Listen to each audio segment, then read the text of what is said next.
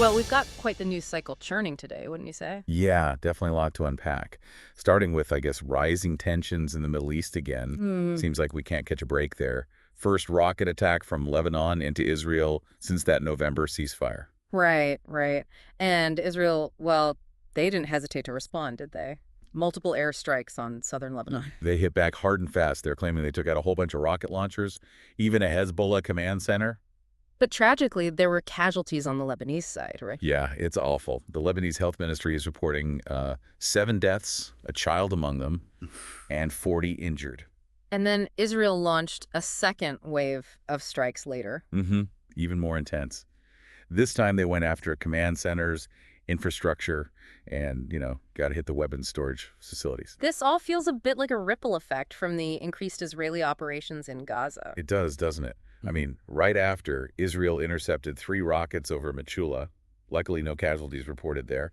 And in the middle of all this, Hezbollah is denying any involvement. They're adamant about sticking to the ceasefire. But, the Lebanese military did find and dismantle, get this, 3 primitive rocket launchers. Their words, not mine. And they've started their own investigation. So much for that fragile truce, huh? The one the U.S. and France brokered. Yeah, that one. Ended over a year of conflict, but, it was always kind of shaky. I mean, the ceasefire had some pretty clear terms, right? Sure, on paper it did. Lebanese military deploys south, Hezbollah gets rid of their fighters and weapons, Israel pulls back from the occupied positions. Simple, right? Well, simple in theory. We've seen Israel carrying out, almost daily airstrikes on alleged Hezbollah targets. Yeah, and their justification is always the same, got to prevent them from rearming. But they're still occupying those 5 spots in southern Lebanon. Which, of course, Lebanon sees as a total violation of their sovereignty. Exactly. But Israel, they say they haven't seen the full Lebanese military deployment yet, so they need to hold those positions for border security, apparently. I can imagine it's pretty challenging for the Lebanese army to control those southern areas. Oh, absolutely. Hezbollah's got a very strong presence there. Lebanon's President Aoun, he came out pretty strongly about this. He said the state's the only one with the right to bear arms. And he condemned, I think, rightfully so, those who are trying to drag Lebanon back into more violence. He did. And their prime minister, Salam, warned that they're on the brink of another war. Even UNIFIL, they're sounding the alarm bells. This is all pretty reminiscent of the last conflict, which, if we're being honest, really hit Hezbollah hard. No doubt about it. They lost key leaders, fighters, their arsenal got damaged. Yeah. Yeah, they took a big hit. So what now? Can they even recover from that? They're facing a lot of pressure to disarm, and, providing financial aid after a blow like that is no easy feat. And the international community is not exactly making it easier for them. Nope. A lot of those partners are saying, hey, if you want our aid, you got to curb Hezbollah's influence. They're directly linking the two. It's almost like history repeating itself. I mean, their whole campaign started because of the Hamas attacks back in October of 2023, right? Right. Solidarity with the Palestinians, they called it. And we all remember the devastating impact of that last conflict. Yeah, the intense Israeli air campaign, the ground invasion. You're talking about, almost 4,000 deaths in Lebanon? So many civilians. Over 1 million people displaced. And Israel's stated goal back then was to get their displaced northern residents back home. And, of course, remove Hezbollah from those border areas once and for all. It's this delicate and often volatile balance of power that makes peace so difficult to achieve. Well, sadly, it's not just the Middle East making headlines for political turmoil. Things are getting pretty intense in Turkey, too. Yeah, and I think we can pin a lot of that on the arrest of Istanbul's mayor, Ekrem İmamoğlu. I mean, this sparked some of the largest protests in Turkey in over a decade, right? Yeah, this is the 4th night now. And, this is significant. We haven't seen this level of dissent in a long time. Let's not forget that İmamoğlu, he's a known rival of President Erdogan. Exactly, and the timing of this whole thing is suspect, wouldn't you say? Yeah. Detained just days before they're supposed to pick their presidential candidate for 2028. And just to add to the drama, he was just in court. Yeah, prosecutors are asking for a formal arrest, terrorism charges, corruption, the whole 9 yards. He, of course, denies it all.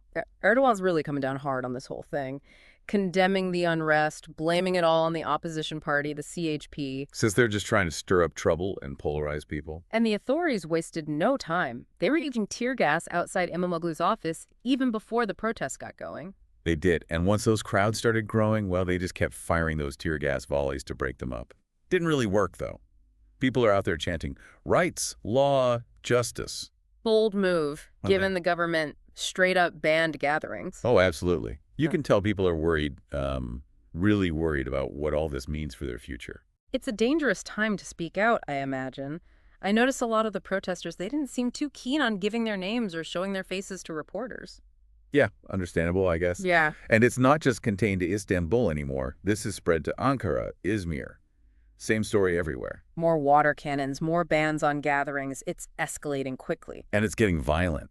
Riot police are clashing with these protesters using pepper gas, water cannons. I mean, just on Friday night, they arrested 343 people across the whole country. We should probably mention that Imamoglu was the only candidate in line for the CHP's presidential nomination, right? That's right, he was a shoo-in. And now, well, who knows? And this whole ordeal, it's just one piece of a much larger investigation, isn't it? Yeah, they detained over 100 people as part of this. And now we've got Istanbul University revoking Imamoglu's degree, claiming irregularities. Yeah, which, if they're right, that could be a huge blow to his presidential aspirations. I mean, the Turkish constitution is pretty clear, gotta have completed higher education to be president.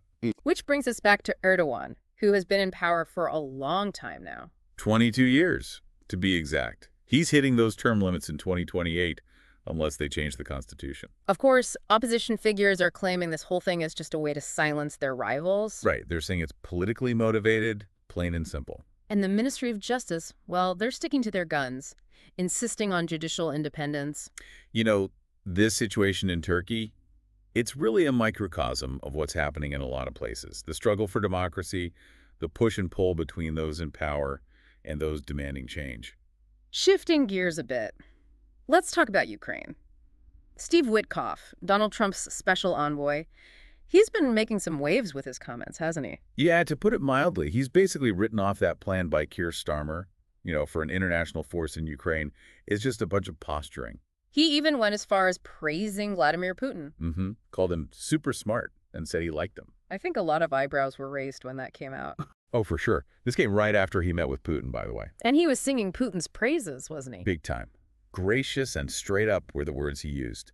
He even said that Putin told him he prayed for Trump after that supposed assassination attempt. Really? Yeah, and apparently Putin commissioned a portrait of Trump as a gift. Wow. Yeah, and then, well, he started echoing those Russian talking points, called Ukraine a false country. And then that whole bit about the occupied territories and when they'd be recognized as, well, Russian. Right, and then I don't know if this was a slip-up or intentional, but he couldn't even name all 5 regions that Russia has annexed or partially occupied. For our listeners who might have forgotten, that's Luhansk, Donetsk, Zaporizhia, Kherson, and Crimea. Yeah. And then he made some claims that have been heavily disputed, like Ukrainian troops being surrounded in Kursk, which Ukraine has flat out denied. And he repeated that line about those referendums in the occupied regions being overwhelmingly in favor of Russian rule. Which, again, that's been widely discredited. He even claimed that all 4 of those partially occupied oblasts are Russian-speaking, implying that means they support Russia. A lot of people are saying he's parroting the Kremlin's talking points on NATO expansion and blaming the whole war on Ukraine's existence. Exactly. I mean, at one point, he even questions why Russia would need to take over more of Ukraine. Because they've reclaimed 5 regions already, according to Witkoff. Right. And when it came to Starmer's coalition of the willing, Witkoff was, well, dismissive, to say the least. Called it preposterous since NATO already exists. Yeah, he even compared it to, like, this naive idea of being like Winston Churchill. So what's the takeaway from all this? Well, his stance on Ukraine, it's definitely at odds with, the established U.S. foreign policy. Could signal a potential shift in how the U.S. approaches things moving forward. Speaking of things being at odds with what we usually see, I got to ask about this story out of Florida, the one with the stolen earrings. Oh, yeah. The police managed to recover, wait for it, almost $770,000 worth of Tiffany diamond earrings. You're not going to believe how they got them back, though. I'm intrigued. Lay it on me. The alleged thief, a 32-year-old named Jathan Gilder, swallowed them. You what? Swallowed them whole. This was back around his arrest on February 26th, and they had to monitor him at a hospital in Orlando for over 2 weeks. 2 weeks. Just waiting for... Until the earrings reappeared. Wow. That's dedication to... I don't even know what to call it. Evading justice. Bad choices. Let's go with bad choices, yeah. So what's he facing now? Robbery with a mask, grand theft, the usual for someone who tries to make off with high-end jewelry. And I'm guessing Tiffany's, they were less than thrilled about having to clean their recovered merchandise. Well, they got their earrings back. Apparently this Gilder guy, he pretended to be an NBA player's assistant just to get a look at the really expensive stuff. Bold move. Did it work? Well, he managed to distract the employees and took off with 2 pairs of earrings. 2 pairs. Ambitious. He dropped a diamond ring while making his escape, though. That one was worth $587,000. So the police actually saw him swallowing the earrings. That's what they're saying. And get this, he apparently said, "I should have thrown them out the window." Oh, the regret. But wait, so they let him just keep the earrings in his stomach? Well, at the jail, he started asking about whether he could be charged for what was inside him. So they took him to the hospital, did an x-ray, and sure enough... There was a foreign object in his abdomen, shaped suspiciously like a very expensive earring. Right. The last earring finally made its reappearance on March 12th. I can't believe I'm saying this, but I'm glad those earrings are okay. Tiffany's confirmed the serial numbers matched, so case closed, I guess. Well, case closed for the earrings. What about Gilder? He's currently in custody. And just to add to this whole saga, he's got a history of this kind of thing. A Tiffany's robbery back in 2022 in Texas. Wow, he's got a type. And get this, 48 outstanding warrants for his arrest in Colorado. This guy's got a busy legal team. Busy indeed. But, back here at home, President Trump's been busy with security clearances. Oh, right. He revoked a whole bunch of them. Yeah, Kamala Harris, Hillary Clinton, Joe Biden, although that one was already announced, and even some of Biden's family members. Didn't he also target some former officials and critics? Oh, yeah. The list is pretty long. His reasoning was that it's no longer in the national interest for these folks to have access to classified info. Which is kind of a big deal, right? Because usually former presidents and top security officials, they get to keep those clearances. Like a courtesy, Right, a professional courtesy. But not this time. This order basically means they can't just stroll into secure government facilities anymore. No more classified briefings, no easy access to information. Some are saying it's purely symbolic. Others are worried about the practical impact, like lawyers and prosecutors who need that access to do their jobs. Yeah, there's definitely a range of opinions on how much this will actually affect things. So who's on this list? Give us some names. Well, you've got current Biden administration folks like Anthony Blinken, Jake Sullivan, Lisa Monaco. Then there's some former Trump officials who, testified against him during the impeachment trials. Fiona Hill and Alexander Vindman come to mind. Right. And then he went after some Republican critics, too. Liz Cheney, Adam Kinzinger. Even some of his legal opponents got caught in the crossfire. Yeah, like New York Attorney General Letitia James, Manhattan District Attorney Alvin Bragg. And those lawyers, Norm Eisen and Andrew Weissman, plus that whistleblower attorney, Mark Zaid. And Zaid actually said he never even got an official notification. Just heard it through the grapevine, basically. Not exactly a subtle move, huh? Not at all. And of course, those targeted have been pretty vocal in their criticism. This isn't the first time Trump's done this, right? He revoked clearances for a whole bunch of former intelligence officials back in the day. Yeah, those were the ones he accused of meddling in the 2020 election. But he's claiming Biden did the same thing to him back in 2021, restricted his access to national security details. Right, and Biden's explanation back then was that he was concerned about Trump's, let's say, erratic behavior. Which, well, there was that 2024 DOJ report that found Biden had improperly kept some classified documents. But he cooperated fully, or so they say. And of course, we can't forget that Trump was indicted back in 2023 for mishandling classified documents himself. Yeah, but that case was thrown out in December of 2024, right after he was reelected. Moving on to some sad news. The boxing world lost a legend this week. George Foreman passed away at the age of 76. Yeah, what a life he lived, though. Olympic gold medalist, 2-time world heavyweight champion. And he won those titles 21 years apart? That's incredible. It really is. He became the oldest heavyweight champion at 45, by the way. Of course, everyone remembers his fight against Muhammad Ali, the Rumble in the Jungle back in '74. A legendary fight, even though he lost that one. But his career record speaks for itself, 76 wins. And 68 of those were knockouts. That's almost double the number of knockouts Ali had. He finally hung up his gloves in '97. And then, of course, there's a George Foreman grill. That brought him a whole new level of fame and, let's be honest, wealth. His family released a statement highlighting his faith, his humility, his purpose, and his dedication to his family. And the tributes have been pouring in from all over the world. Mike Tyson even said that Foreman's contribution to boxing will always be remembered. The Ring magazine called him one of the greatest heavyweights of all time. Well deserved. I mean, his story is pretty remarkable. Born in Marshall, Texas, 1949, grew up in the segregated South, had a tough childhood. Dropped out of school, got involved in some street robberies. But then he found boxing.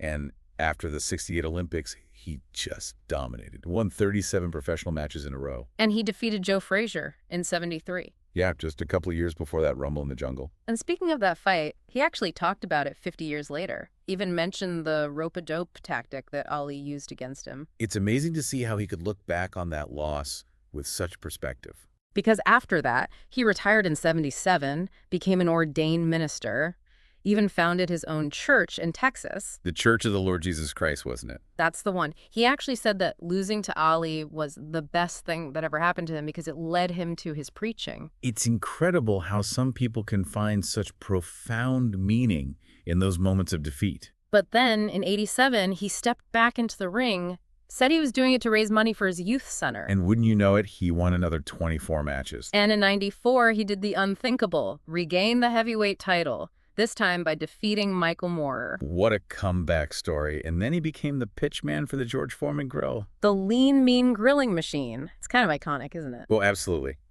And he was married 5 times, had 12 children, 5 of whom he named George. 5 Georges. Yep, 5.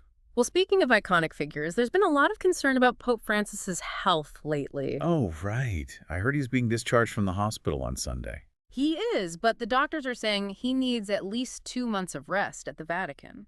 They admitted him back on February 14th with a really bad respiratory infection. Turned into double pneumonia. It sounds like he was in pretty rough shape. He was. One of his doctors actually said he went through 2 really critical episodes, that his life was in danger at points. That's scary. It is. Luckily, he was never intubated, and they said he remained alert throughout. Good to hear. Yeah. Good news is the pneumonia's gone, and he's in stable condition now. I heard he's going to offer a blessing from his hospital window on Sunday before they take him back to the Vatican. That's right. But I imagine with double pneumonia, his voice must have been affected. Yeah. The doctor said it's common for patients to lose their voice with that kind of infection. Makes sense. And it can take a while to recover, especially for, someone his age. Cardinal Fernandez even said he needs to relearn how to speak because of all that high-flow oxygen he was on. Wow, I hope he makes a full recovery. The doctors are optimistic. They think he can get back to work if he keeps improving. The Vatican has been giving updates, and he's doing better with breathing, and he's more mobile now. That's reassuring. Yeah. And he's not using the mechanical ventilation at night anymore, just getting oxygen through a nasal tube. And he needs less of that high-flow oxygen during the day, too. But other than that photo they released of him praying in the hospital chapel, we haven't really seen him, have we? Not publicly, no. There was that audio recording they played in St. Peter's Square, though. Right. And you could tell his voice was weak and he was kind of breathless. He's been the head of the Catholic Church for almost 12 years now. He has. And he's had some health challenges before, hasn't he? Part of his lung was removed when he was young, right? Yeah, back when he was 21. Well, let's hope he recovers quickly. Shifting focus now to immigration, there are some pretty significant developments there as well. The Trump administration's planning to revoke temporary legal status for over 500,000 migrants. Over 530,000, to be exact. And they're from Cuba, Haiti, Nicaragua, and Venezuela. And they've been given a deadline. They need to leave the country by April 24th. Or what? Or they'll lose their permits and their protection from deportation will be canceled. So how did these migrants even get here in the first place? It's complicated. They came in under this Biden-era sponsorship process, the CHNV. CHNV, okay. And what's that all about? It was designed to create legal pathways for migrants. Sounds reasonable. Well, Trump suspended it as soon as he took office, and now we're here. So are all these migrants just out of luck now? It's unclear how many of them have managed to secure some other kind of legal status. The CHNV program, how did it even work? Okay, so it was launched back in 2022 for Venezuelans at first, and then they expanded it. Basically, if you had a sponsor in the U.S., you could fly in and stay for 2 years under parole status. So the Biden administration argued this would help control illegal border crossings and make the vetting process more efficient. Right, but the current Department of Homeland Security, they're singing a different tune, saying CHNV was a complete flop, blaming it on Biden officials for undermining American workers. Oh, and I bet they didn't forget to blame the Republicans for all the chaos and crime they're claiming as a result of it. Nope, not a chance. But there might be a glimmer of hope for some of these migrants. Really? There's a notice in the Federal Register that says some might be allowed to stay on a case-by-case basis. Okay, so not a blanket solution. Not at all. And, the Justice Action Center's already said they're going to fight this in court. They're arguing that it punishes those who follow the rules. Makes sense. Yeah. So how many migrants are we talking about here from each country? Well, CH&V helped about 213,000 Haitians, over 120,000 Venezuelans, 110,000 Cubans, and over 93,000 Nicaraguans get into the U.S. Those are big numbers. And this isn't the first time something like this has happened. Back in August, DHS said they were ending TPS for 500,000 Haitians. 500,000. Mm-hmm. And they also halted TPS for Venezuelans. But that one's tied up in a legal battle. So this latest move on immigration, is this part of a bigger pattern? Well, Trump's immigration policies have been facing legal challenges pretty much since he took office back in January. Seems like a recurring theme. It does, doesn't it? Now let's move on to a natural disaster that struck South Korea over the weekend. The wildfires. Yeah. Tragically, at least 2 people are dead and hundreds had to be evacuated. It's terrible. 2 firefighters were found dead in Sancheong County. That's in the southeast part of the country. And 2 more are still missing. Oh, no. And it sounds like this wasn't just one isolated incident. Nope. Multiple fires were burning across the country. It was bad enough that they declared a state of national disaster. Yeah, it covered Ulsan City and both North and South Gyeongsang provinces. They had to evacuate over 200 residents from 8 villages in Sancheong County alone. The acting president, Choi Sang-mok, he was urging firefighters to put out the flames by sunset. Understandably. But I imagine with strong winds, it wasn't easy. Not at all. And in Useong County, up in North Gyeongsang, over 400 residents were displaced. Wow. The Forest Service ended up issuing a serious wildfire warning for 12 different locations, including Busan and Baijian. And across the globe, in Sudan, there's been a significant development in their ongoing war. You mean with the Rapid Support Forces? Yep. The Sudanese Army, or SAF, they say they've retaken the presidential palace in Khartoum. Oh, wow. That's big. They lost control of the capital pretty early on in this 2-year war, right? Right. So recapturing the palace, it's both a symbolic and a strategic victory for them. Yeah, it sends a pretty strong message. They're also saying they've taken back a good chunk of the city center, pushed the RSF out of some key spots. So does that mean the RSF are done for? Not entirely. While they've effectively lost control of the capital, there are still pockets of fighters scattered around. Holding out in parts of the airport, south of the palace, that kind of thing? Exactly. And the fighting's expected to continue, probably get even more brutal as the army tries to corner the remaining RSF units. I bet the RSF aren't just going to surrender quietly, are they? Nope. They actually launched a drone attack on the palace, killed some journalists and army officers. So they're still capable of hitting back, even if they're on the back foot. Right. This whole thing could really go either way. This victory in Khartoum might totally shift the direction of the war. Or it could solidify the territorial divisions we're already seeing. Because right now, the RSF, led by General Hemeti, they control most of Darfur and parts of the south. While the military government, led by General Burhan, they've got the east and the north. If the army can gain full control of Khartoum, it could help them take over central Sudan. And maybe even give them enough momentum to take on Hemeti and Darfur. Especially in El Fasher. I mean, a lot of people are worried that Sudan is just going to split apart at this point. A de facto partition. Exactly. And the RSF are already working on setting up a parallel government in those areas they control. It's the Sudanese people who are suffering the most, of course. They're caught in the middle of this war, facing death, destruction, human rights violations. The UN's calling this the worst humanitarian crisis in the world right now. Over 12 million people have been displaced, and millions more are facing food shortages. They're actually expecting famine conditions in Khartoum. So maybe a change in control there could improve the humanitarian situation. It's possible, but both sides have been accused of obstructing aid and committing war crimes. And the RSF, they're facing some really serious charges. Mass rape, genocide. So the army, they're hoping this victory in Khartoum will lead to a bigger win in the war overall. But a lot of analysts, they're saying that neither side can really achieve a complete victory. And certainly not govern all of Sudan. Nope. And to make matters worse, both sides are vowing to keep fighting. The peace talks have totally fallen apart. Yeah, not looking good. Back in Israel, it seems their conflict with Hamas is also far from over. Yeah, Israel's defense minister, he just ordered the army to take even more land in Gaza. And he's threatened to permanently occupy parts of it if Hamas doesn't release every single hostage. That's Israel cats, right? Yep. He said they're going to keep ramping up those ground operations until they get all the hostages back. Living and dead. Right. They believe that 24 out of the 59 hostages still being held are alive. And of course, the ceasefire ended earlier this week. So Israel's back to those ground and air attacks. Sadly, hundreds have been killed already. It's devastating. The UN agency, UNWAR, they call the situation gravely, gravely concerning. They're seeing absolutely desperate tragedies. Strong words.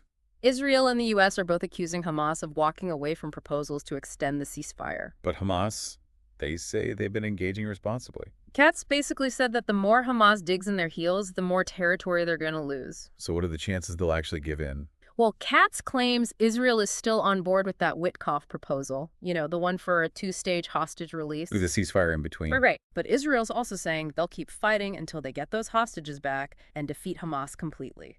And they're serious about taking more land in Gaza. Katz even mentioned putting Trump's voluntary transfer plan for Gaza residents into action. The one that the Palestinian Authority and Hamas both said is a non-starter. The very same. They said Gaza's not for sale. And the UN, they warned that forced displacement is against international law, called it tantamount to ethnic cleansing. It's a volatile situation, that's for sure. Understatement of the year. So why did the negotiations fall apart? It seems to be about extending that first phase of the proposed three-stage ceasefire. Hamas wasn't happy.